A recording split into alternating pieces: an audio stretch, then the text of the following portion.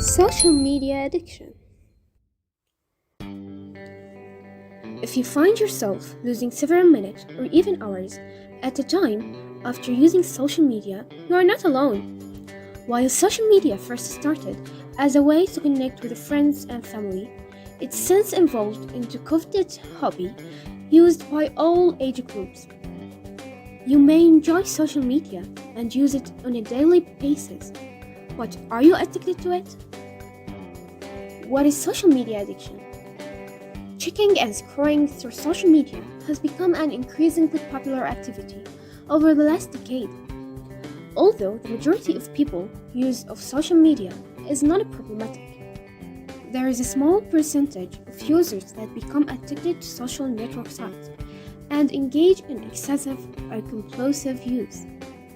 Social media addiction is a behavioral addiction that is characterized as being overly considered about social media, driven by an uncontrollable urge to log on to or use social media, and devoting so much time and effort to social media that it impairs all other important life areas. The main theory. According to the cognitive explanation theory, social networking addiction is due to faulty cognition, and people tend to use social networks to escape from internal and external problems.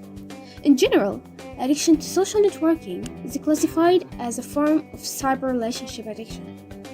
But do you know that going social has an actual chemical effect on your brain? Tweeting for 10 minutes can raise oxytocin levels in the blood as much as 30%.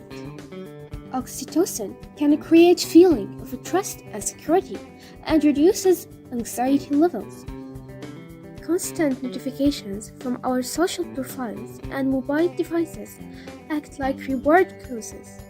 We are trained to expect information, and receiving that information activates a region of our brain called the nucleus accumbens. And this is the same area that is activated when the brain processes feeling like food and money. Our bodies also receive adrenaline from checking in social media, making it addictive. A majority of people found social media harder to resist than the usual fun activities like drinking, spending money, or sleeping. What are secret tools apps have to create addiction? First one is the wavy dots, namely the typing awareness indicator. Are these three dots in a speech bubble you see when someone is typing, creating anticipation, suspense as to what the person might be saying. This allows us to attach weight and importance as we don't know what the message could be, keeping us posed to see the outcome of the message. The second one is the like epidemic. The like button provides social validation. The number of likes can be measured and compared, allowing user to establish a state by a quantifiable number. Again, the positive feedback loop of getting likes and feeling of approval keeps us keeping going. And the last one is push notifications. Probably the most deadly feature of them all. Push notifications, which are designed to constantly distract and interrupt our days, constantly notifying us and trying to pull us back to the app. But what we can do to stop the addiction? Here is some apps that help you to stop the addiction to social media. The first app is OffTime. It's for iOS and Android devices. This app helps users unplug by blocking distracting apps like Facebook and games and filtering communications. It includes information of how much you actually use your smartphone. You can choose tailored moods like work, family, or me time to ensure that you have access to things you need but aren't distracted by what you don't. An alerting of your phone and app usage can be an important wake-up call and can help you to curb your habits. The second useful app is Moment, and it's just for iOS devices.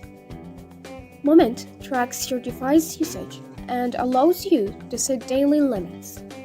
And the app notifies you if you exceed them. You can even use a setting that forces you off your phone by flooding your screen with annoying alerts when you try to expand your screen time.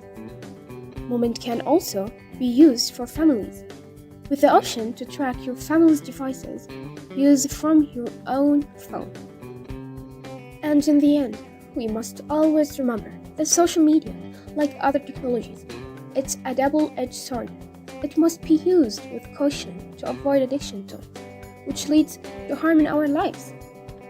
And thank you for watching. I hope you like it.